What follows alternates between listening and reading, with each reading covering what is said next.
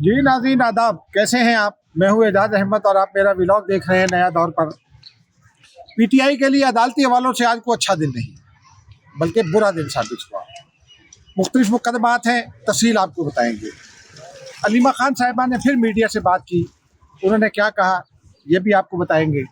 Justice Mazahir Ali Akbar Naqvi साहब को आज सुप्रीम जुडिशल काउंसिल ने नोटिस कर दिया, इस पर बात करेंगे।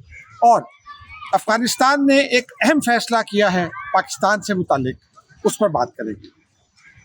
नाज़रीन, रनडाउन आपने सुन लिया, खबरों की जानी बातें हैं। आज साइफर केस के हवाले से दो जगह से बातें थी। इस्लामाबाद हाई कोर्ट में जो है वो जमानत का केस था साइफर से मुतालिक, और साइफर केस की अपनी समाअत थी अडयाला जेल में। पहले इस्लामाबाद हाई कोर्ट के मुकदमे के हवाले से बात कर लेते हैं कि चेयरमैन पीटीआई को इस्लामाबाद हाई कोर्ट से कोई रिलीफ नहीं मिल सका। अदालत ने जो है वो यह करार दे दिया है कि बज़ाहिर बनज़र गायर और बज़ाहिर चेयरमैन पीटीआई इमरान खान का ताल्लुक बनता है साइफर से।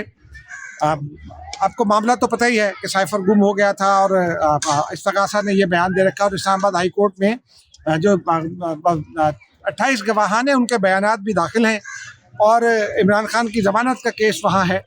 और उसमें जो 3 अहम गवाह हैं उनमें असद मजीद खान और सुहेल महमूद, 2 साबिक सेक्रेटरी खारजा हैं।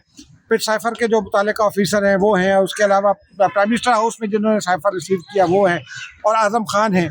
तो इस तरह इमरान खान के लिए कोई आज अच्छा दिन इसलिए नहीं रहा कि chief justice Islamabad high court और जो है वो उन्होंने जो फैसला लिखा है उसमें उन्होंने ये कहा है कि दरखास्तें उन्होंने मुस्तरद कर दी।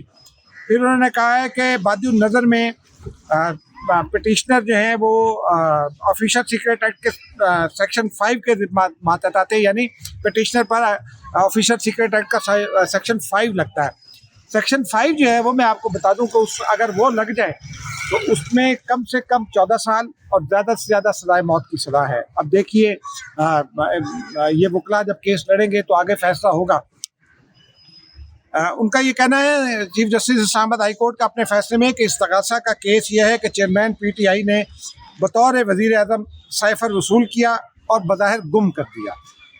इस्तगासा ने अपने दलाइल में इस्तगासा की जानिब से यह भी कहा गया कि उन्हें यह शक है कि साइफर जो है वो इमरान खान के पास मौजूद है, गुम नहीं हुआ। ये लेकिन chief justice Islamabad high court ने, जाहिर सी बात है, जो चूँकि वहाँ पीटीआई ने ये मौक़िफ़ इख्तियार किया कि वो तो गुम हो गया, इमरान खान खुद इंटरव्यूज़ में कह चुके हैं कि गुम हो गया।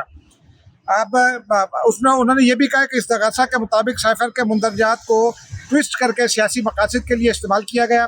दफ्तर खारजा के साबका और मौजूदा अफसरान साइफर भेजने वाले बशमूल साइफर भेजने वाले असद मजीद जो साबिक सेक्रेटरी खारजा भी और अमेरिका में सफ़ीर भी रहे जिन्होंने साइफर भेजा था, उनके बयानात रिकॉर्ड पर हैं। दफ्तर खारजा के अफसरान के बयानात से वाज़ेह है कि इसमें कोई गैर मुल्की साजिश नहीं हुई। ये असद मजीद ने भी कहा और सुहेल महमूद ने भी कहा, जो सेक्रेटरी खारजा भी रहे और दोनों अमेरिका सफ़ीर भी रहे। सुहेल महमूद इंडिया में रहे लेकिन असद मजीद अमेरिका में सफ़ीर रहे हैं। फिर उन्होंने कहा, फैसले में ये कहा कि बादिउन नज़र में चेयरमैन तहरीक इंसाफ का साइफर से केस से ताल्लुक़ बनता है। संगीन नौइयत के इल्ज़ामात हैं, उन पर ज़मानत नहीं हो सकती। अदालत ने पीटीआई के वकला के आइन के आर्टिकल जो 248 के तहत इस्तिस्ना मांगा था उसको मुस्तरद कर दिया। अब आर्टिकल 248 ये कहता है कि एक तो प्रेसिडेंट को इस्तिस्ना हासिल है कि उनके खिलाफ कोई मुकदमा दर्ज नहीं हो सकता, लेकिन प्राइम मिनिस्टर और कैबिनेट मेंबर्स को भी ये एक इस्तिस्ना हासिल होता है कि वो in performing there official duties उनके खिलाफ कोई मुकदमा नहीं हो सकता है कि अगर वो कोई सरकारी फैसला ले रहे हैं तो सरकारी फैसले से मुतालिक बदनीयती के हवाले से या उसके हवाले से कोई मुकदमा दर्ज नहीं हो सकता। जुल्फ़िकार अली भुट्टो के खिलाफ मुकदमा दर्ज हुआ था, प्राइम मिनिस्टर होता है, लेकिन वो क्रिमिनल केस है। प्राइम मिनिस्टर के खिलाफ क्रिमिनल केस दाखिल हो सकता है, सदर के खिलाफ नहीं। ये फ़र्क है इस्तिस्ना का। इस्लामाबाद हाई कोर्ट ने अपने फैसले में यह करार दिया कि जिस वक्त प्राइम मिनिस्टर ने 27 मार्च को ये जलसे में लहराया तो वो कुछ सरकारी ड्यूटी अदा नहीं कर रहे थे। ये नाज़रीन बहुत इंपॉर्टेंट नुकता है क्योंकि इस्तगासा ने भी इस पर बड़ा जो है वो फोकस किया।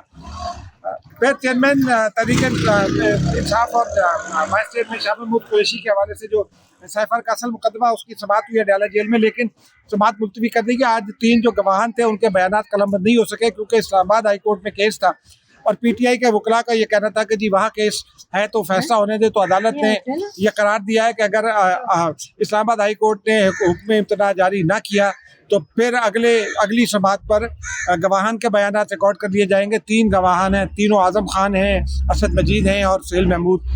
इनके जो बज़ाहिर बयान है वो रिकॉर्ड होना है। और इस्लामाबाद हाई कोर्ट ने हुक्म इम्तना जारी नहीं किया।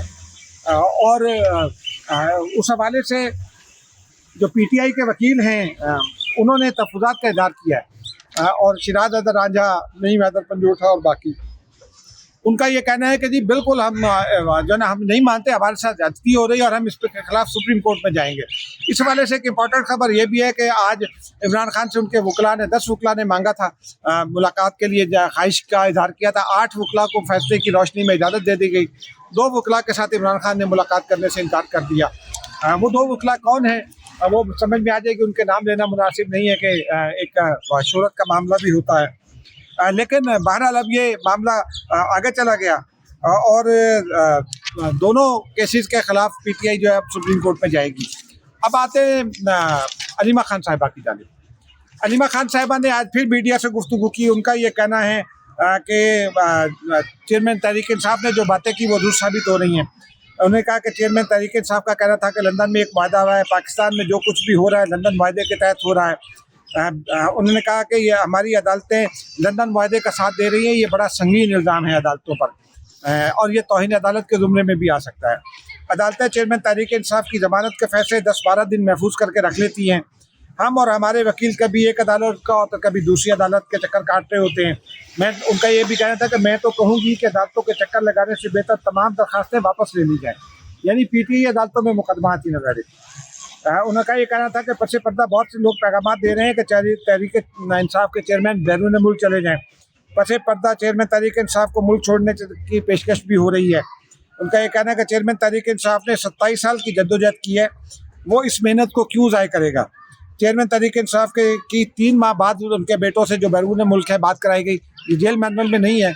और बेनज़ीर भुट्टो जब जेल में थी तो उनके साथ जो सलूक होता था वो तो बिल्कुल तारीख का एक हिस्सा है। या नुसरत भुट्टो के खिलाफ जो है वो भी तारीख का हिस्सा है। नवाज शरीफ भी जेल में रहे तो उनकी बेटों से बात नहीं कराई गई थी, बल्कि नवाज शरीफ ने तो अपने पहले उसमें दुबई एयरपोर्ट पर भी कहा था पाकिस्तान आते हुए कि उन्होंने जेलर से कहा कि उनकी बीवी की तबीयत ख़राब है लेकिन बात नहीं कराई गई और उसके बाद उनकी बेगम साहिबा इंतकाल कर गई थी।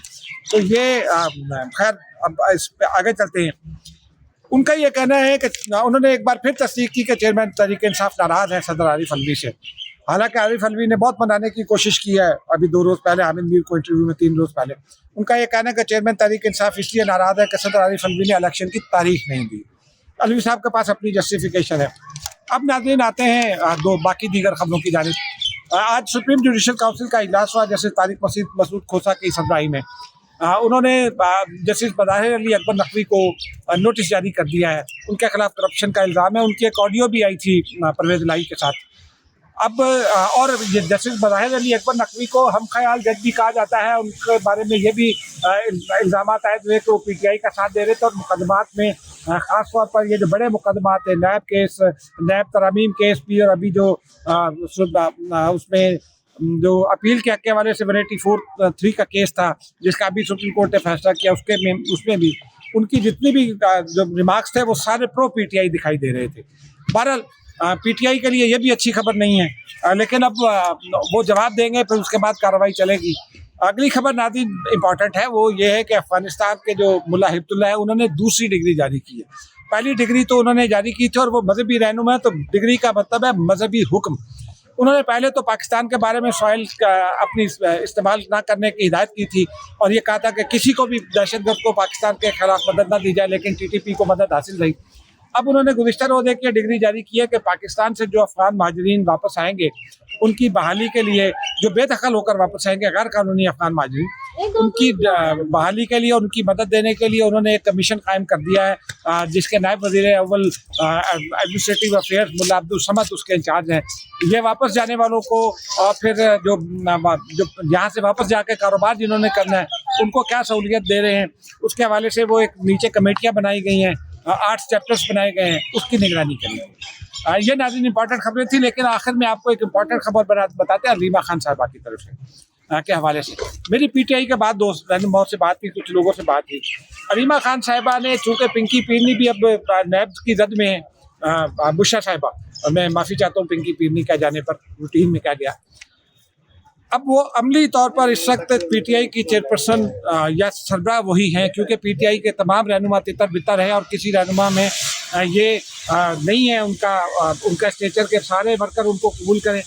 अलीमा खान साहिबा इमरान खान साहब की बहन है, इसलिए वर्कर उनको कबूल करते हैं, और वही पीटीआई की इमरान खान के बाद अमली तौर पर अगली सरबराह भी हो सकती हैं। पीटीआई के दोस्तों का ये कहना है। नाज़रीन, अब तक के लिए इतना ही, मुझे इजाज़त दीजिए। खुदा हाफिज़।